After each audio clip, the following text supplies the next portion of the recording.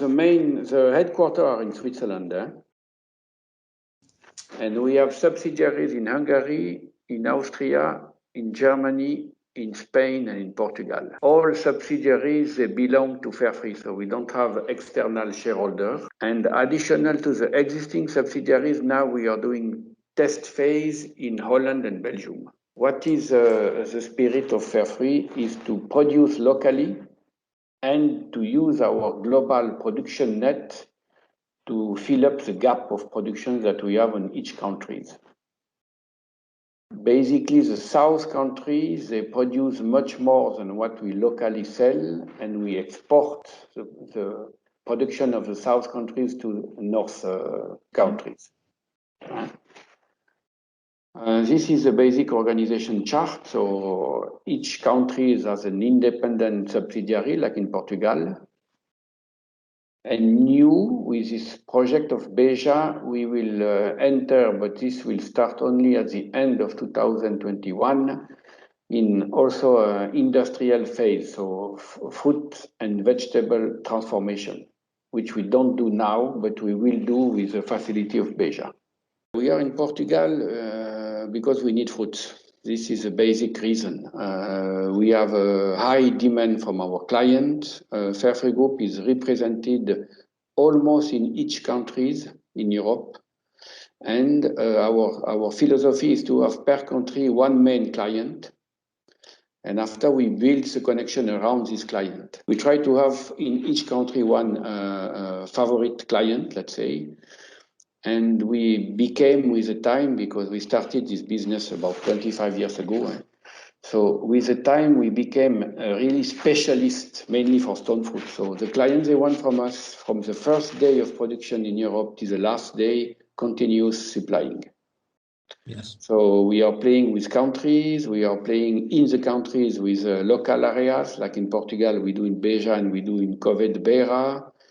In Hungary, we do south and north of Hungary. So we are playing with countries, areas, and varieties. And we have very good connection with the bigger hybrid company for stone fruit in Europe. And I think more or less in test, we have about 100,000 different varieties. So I don't say that all are good, but we have quite a lot of possibilities. Moved from Andalusia to Portugal in 2013. And we do a study because the idea was to produce there. And obviously, with these new opportunities of water and new land, it was a very good potential for us. So we stopped the business in Andalusia. We moved to Portugal. And from 2015, we started to plant orchards.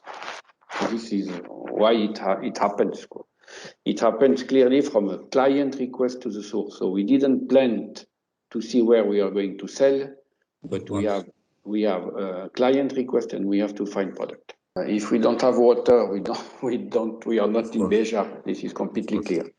And what we see, Germany and Austria, they don't have a water problem, at least for now. But they don't have enough land. So you can find land, but it's a small parcels and it's not so easy to organize.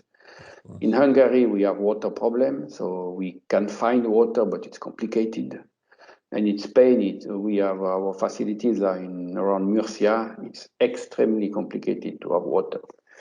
So obviously, let's say the conjunction of new land, water, and good climate is a determinant factor to come. We have to sell a good fruit. But for the clients which are not in Portugal, you sell a concept. You sell, as you mentioned, sun, tourism, nature, good color.